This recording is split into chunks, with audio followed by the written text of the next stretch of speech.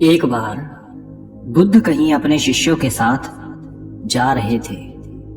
उन्होंने रास्ते में एक बूढ़े व्यक्ति को देखा। वो काफी दुखी प्रतीत हो रहा था। कभी वो जोर जोर से हंसता तो कभी रोने लगता, मानो जैसे कोई पागल हो। बुद्ध उस व्यक्ति के पास गए। व्यक्ति बुद्ध को देखते ही उनके चरणों में गिर गया और बोला, आज तक मैं आपकी हर कही हुई बात को नकारता था, कभी आप पर विश्वास नहीं किया। मुझे माफ करें, आप सही थे। मुझे ये समझ आ गया है कि आप जो भी कहते हैं सब सत्य होता है। बुद्ध ने उनके आंसू पोंछे और उसे भोजन खाने के लिए दिया। वो व्यक्ति बेहद भूखा था। वो खाना लेकर खाने लगा। वो एक निवाला खाता और रोने लगता। ये सब शिष्य देख बुद्ध के पास जाकर पूछते हैं, इनको क्या हुआ है? क्या इनका मानसिक संतुलन ठीक नहीं है? बुद्ध कहते हैं, उन्हें ज्ञान की प्राप्ति हुई है, जाओ उनसे ज्ञान लो। शिष्य उनके पास जाते हैं और कहते हैं, हे बाबा, आपको क्या हुआ है? क्या आप हमें बताएंगे? बूढ़ा व्यक्ति कहता है, कुछ साल पहले मैं महात्मा बुद्ध से मिला, उनके उपदेश सुने, लेकिन मुझे ये सब बेकार लगते थे। मुझे लगता था वो किसी काम के नहीं। जीवन जीने के लिए उनके उपदेश कोई जरूरी नहीं। मैंने हमेशा उनका विरोध किया, यहां तक कि उनके खिलाफ षड्यंत्र तक रचा ताकि लोग उनके बहकावे में ना आए। मुझे याद है बुद्ध ने कहा था, कभी भी धन का गलत उपयोग ना करना, नशा नहीं करना चाहिए, झूठ नहीं बोलना चाहिए। लेकिन यही तो मैं करता था और उसी में मुझे आनंद आता था। पैसे उड़ाना, मदिरा पान करना, यही सब मैं करता था, जबकि मुझे मालूम था बुद्ध ने इन सब के लिए मना किया। और मैं देखता भी था जो लोग बुद्ध के कहे अनुसार चलते थे, बेशक वो उनके पास अधिक चीजें ना हो, परंतु फिर भी वो बहुत सुखी रहते थे। और यही सोचकर आज मैं रो रहा हूं कि काश मैंने बुद्ध की बात सुनी होती। यही सोच मैं हंस रहा हूं कि मेरी तरह बाकी सब भी ये बातें बुढ़ापे में समझ पाते हैं और बाद में पछताते हैं कि शायद वो पहले इन बातों को समझ पाते।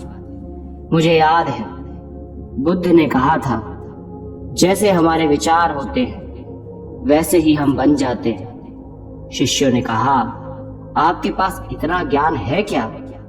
आप हमारे साथ उसे साझा करेंगे ताकि हम भी ज्ञान ले सकें, जीवन को सही तरह से जी सकें। बूढ़े व्यक्ति ने कहा, महात्मा बुद्ध के शिष्य हैं आप सब। बुद्ध के समान जीवन की गहराइयों को कोई नहीं जानता। जितने सही से वो आपको बता सकते हैं, कोई और नहीं बता पाएगा। लेकिन फिर भी मैंने जो समझा आपको जरूर बताऊंगा। हम बचपन से ही देखते आ रहे हैं, जीवन एक रेस की तरह है। हम सब उसमें भागते हैं। जब हम छोटे होते हैं तो सोचते हैं हमारे पास हर खिलौना हो जो किसी दूसरे पर ना हो। मेरी माँ बहुत सख्त थी। वो हमेशा मुझे डांटती। मैं आजादी चाहता था। वो ना मिलने पर सोचता था कि काश मैं मर जाऊं तो वो ही अच्छा है। उसके बाद मैं सोचता था कि जब मैं बड़ा हो जाऊंगा तो उसके बाद मुझे खूब सारी चीजें और आजादी मिल जाएगी, अपने हिसाब से रहूंगा। उसके बाद जब मैं बड़ा हुआ तो ये सब बातें व्यर्थ लगने लगी, लेकिन दौड़ अभी भी जारी थी। मैं अपने मित्रों से अधिक धन कमाना चाहता था ताकि हर चीज खुद के लिए बेहतरीन कर सकूं, अच्छे कपड़े पहन सकूं, घर बना सकूं, उन्हें दिखा सकूं कि मैं उनसे अधिक सम्मानित व्यक्ति हूं। उसके लिए मैंने षड्यंत्र रचे, झूठ बोला, धोखा दिया, लेकिन ये सब करते हुए मुझे कभी एहसास ही नहीं हुआ कि मैं गलत कर रहा हूं। कुछ समय बाद मेरे माता पिता ने मेरा विवाह कर दिया। जो लड़की मेरे जीवन में आई वो बेहद सुंदर थी। उसकी हर बात मुझे अच्छी लगती थी। मेरा वो हर चीज में साथ देती थी। बहुत समय होने के बाद मेरी कोई संतान नहीं थी। मैं अपने मित्रों का बच्चा देख उनसे ईर्ष्या करता कि मेरे बुढ़ापे की लाठी कौन बनेगा। कुछ समय बाद वो दिन भी आ ही गया। मेरा एक पुत्र हुआ। मुझे बेहद खुशी हुई, लेकिन कुछ समय बाद मुझे लगा कि काश मेरा एक और बेटा होता तो मेरे दोनों कंधे मजबूत होते। और ईश्वर ने मेरी ये बात भी सुन ली और एक और पुत्र हुआ। सब अच्छा चल रहा था। मेरा व्यापार आगे बढ़ रहा था। मेरी पत्नी ने मुझसे कहा कि ये सब तुम्हारी मेहनत का नतीजा है जो तुम इतने सफल हुए। तुम्हारे माता पिता ने तो कुछ भी नहीं किया और वैसे भी उनकी उम्र हो गई है। उन्हें तीर्थ यात्रा पर चले जाना चाहिए। मुझे उसकी कही हर बात सही लगती। जब मैंने पिता से इस बारे में कहा तो वो ये सुन मना कर दिए। मुझे ये बात पसंद नहीं आई और उसके बाद से मुझे मेरे पिता की कही हर बात गलत लगने लगी। वो मुझे व्यापार में भी स्वतंत्र निर्णय नहीं लेने देते थे। मुझे अब आजादी चाहिए थी और ईश्वर ने मेरी ये बात भी सुन ली। मेरे पिता की तबीयत बेहद खराब हो गई। वैद्य ने जवाब दे दिया कि जिससे भी मिलाना है मिला लो, अब ज्यादा समय नहीं है। मुझे ये सुन दुखी होना चाहिए था, लेकिन मैं खुश हो रहा था कि अब मैं आजाद हो जाऊंगा। मेरे पिता को इसी अवस्था में 6 दिन निकल गए थे। सब लोग उनसे आकर मिल चुके थे। उसके बाद एक दिन मैं और मेरी पत्नी पिता से मिलने गए तो मेरी पत्नी ने कहा, सबसे तो मिल लिए, अब मरते क्यों नहीं हैं। मुझे मेरी पत्नी की हर बात सही लगती थी कि वो हमेशा सही कहती है। अगले दिन जब मैं पिता के कमरे में गया तो देखा मेरी माँ वहां बैठे अकेली रो रही थी। उन्हें देख मुझे भी रोना आ गया और मैंने तब सोचा कि मैं अपने पिता की अंतिम यात्रा बेहद भव्य निकालूंगा ताकि सबको पता चले कि मैं उनसे कितना प्यार करता था। और मैंने वही किया। पिता की अंतिम यात्रा बेहद धूमधाम से निकाली। सभी लोग उनकी प्रशंसा कर रहे थे। मैं मन ही मन बहुत खुश था, लेकिन चेहरे पर दुख के भाव दिखाने पड़ रहे थे। अब मैं आजाद था। हर चीज अपने हिसाब से कर रहा था। मुझ में अधिक धन कमाने की इच्छा जग गई थी। मैं बेहद धन कमाने की होड़ में चल दिया और कमाया भी। मैं अपने घर का सबसे अमीर व्यक्ति बन गया। धीरे धीरे समय बीता। मेरे दोनों बेटों की शादी हुई और मैं बुढ़ापे की तरफ बढ़ने लगा, लेकिन दौड़ अभी भी बाकी थी। मैंने अपने दोनों पुत्रों का विवाह बड़े व्यापारियों की बेटी से किया ताकि मुझे व्यापार में अधिक से अधिक लाभ हो सके।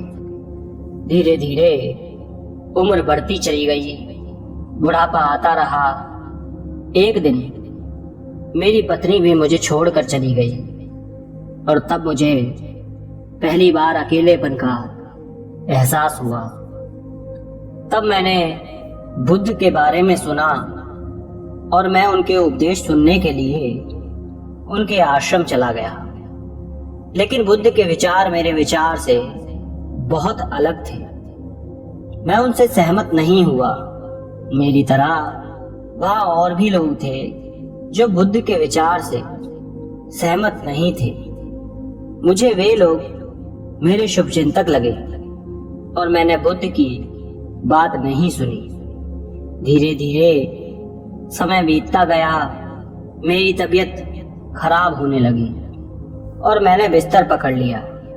मैंने अपने इलाज में एक से एक बड़े वैद्य को लगाया, लेकिन कोई फायदा नहीं हुआ। एक दिन मेरा बड़ा बेटा मेरे पास आया और बोला, पिताजी अब आपसे काम नहीं होगा, व्यापार अब मुझ पर छोड़ दीजिए और छोटे भाई की भी चिंता मत करें, मैं उसे भी संभाल लूंगा। आप सारा व्यापार मेरे नाम कर दीजिए। मैंने अपने पुत्र से कहा, अभी मैं मरने वाला नहीं हूं, बस बीमार हुआ हूं, मैं ठीक हो जाऊंगा। उसके बाद मेरा दूसरा बेटा आया। उसने कहा, पिताजी बड़े भाई नशा करते हैं, आप सब मेरे नाम कर दें, मैं आपकी तरह ही इसे आगे ले जाऊंगा। मैंने अपने दूसरे बेटे से भी यही कहा कि अभी मैं मरने वाला नहीं हूं, बस बीमार हुआ हूं, मैं ठीक हो जाऊंगा, अभी तो मुझे और जीना है। लेकिन इस बार ईश्वर ने मेरी नहीं सुनी और वैद्य ने मेरे पुत्रों से कहा कि जिससे मिलाना है मिला दो, समय बेहद कम है। ये सुन मेरी दोनों बहुएं रोने लगीं। मेरे बेटों ने भी सभी रिश्तेदारों को बुला दिया। सब मुझसे मिलने आते और कहते कि आपके बिना अब अकेले सब कैसे चलेगा। मैं अभी जीवित था, लेकिन मुझे ऐसा लग रहा था जैसे सब मुझे अभी से मरे हुए की तरह क्यों देख रहे हैं। इस दिन मुझे मेरे पिता की बेबसी का एहसास हुआ और सोचा, ये जीवित में ही क्यों मुझे मार रहे हैं और सब कितने स्वार्थी हैं। यही कहते हैं कि मेरे बिना उनका काम कैसे चलेगा। किसी को भी मेरी चिंता नहीं है, सब मतलबी हैं। अब तो मेरे बेटे भी बंटवारे के लिए मेरे आगे लड़ रहे हैं और उनकी पत्नियां उनका साथ दे रही हैं। तब मुझे एहसास हुआ कि मेरा धन कमाना किस काम का है, जो मुझे ठीक ही नहीं कर सकता। मैंने बेकार पूरा जीवन इस धन के पीछे बर्बाद किया, हर गलत काम किया, नशा किया, षड्यंत्र रचा, अब सब बेकार गया। मैंने ये सब क्यों किया? काश मुझे ये बात पहले समझ आ गई होती कि ये सब एक दिन यहीं रह जाना है। इससे अच्छा होता मैं कोई नेक काम करता जिससे लोग मुझे याद रखते। काश ये बातें मुझे पहले एहसास हो गई होती। जब मेरे पिता बिस्तर पर थे तब शायद मैं कुछ अच्छा कर जाता, जीवन को नई दिशा दे सकता था। मैंने दोनों बेटों को बुलाया और पूछा, मेरी अंतिम यात्रा कैसे निकालोगे? दोनों बोले कि आप मेरे नाम सब जायदाद कर दें तो मैं आपको भव्य तरह से विदा करूंगा। और दोनों फिर से लड़ने लगे। तब मुझे लगा कि ये सब मैंने किया, मेहनत मेरी, लेकिन सब छूट रहा है। ये कुछ भी अब मेरा नहीं है। सब मुझे छोड़कर गए, सबकी मृत्यु मेरे सामने हुई। मैं सबको शमशान ले गया। मेरे माता पिता, पत्नी, लेकिन कभी ये नहीं सोचा था कि एक दिन मैं भी यहाँ आऊँगा। मैंने अपना पूरा जीवन कामयाबी से निकाला, लेकिन अब लगता है कि मैंने जीवन जिया ही नहीं। बचपन से लेकर अब तक बस दौड़ भाग में उलझा रहा, पता नहीं किस चीज की, और आज तक मैं इससे निकल नहीं पाया। जब आखिरी समय पर सब बातें समझ आई तो अब समय ही नहीं है। ये बातें कहकर बुजुर्ग चुप हो गए और महात्मा बुद्ध के पास आकर कहा कि क्या मुझे मेरे अंतिम समय में आपसे कुछ मिल सकता है? बुद्ध ने कहा कि बेशक तुमने अपना पूरा जीवन अज्ञानता में निकाल दिया हो, लेकिन ज्ञान का एक क्षण भी काफी होता है। तुम्हारे पास अभी जो भी समय है वो ज्ञान से पूर्ण है। अब जो भी तुम्हें मिले, सांसें या फिर मौत, उसे स्वीकार करो। वर्तमान पर केंद्रित हो जाओ। जो भी तुम्हें मिले उसे खुशी से स्वीकार करो। जितना रहस्य जीवन में है उससे ज्यादा रहस्य मौत में है। जो खुशी जीवन दे सकता है उससे भी बड़ी खुशी मौत दे सकती है। केवल पूर्ण रूप से देखना, एक एक क्षण देखना, दुख मत करना, भूतकाल को भूल जाओ, भविष्य की चिंता मत करो। जो अभी है इस समय से इसी के साथ मिल जाओ। जो जागृति तुम में आई है, यही जागृति, यही ज्ञान तुम्हारी सहायता करेगा।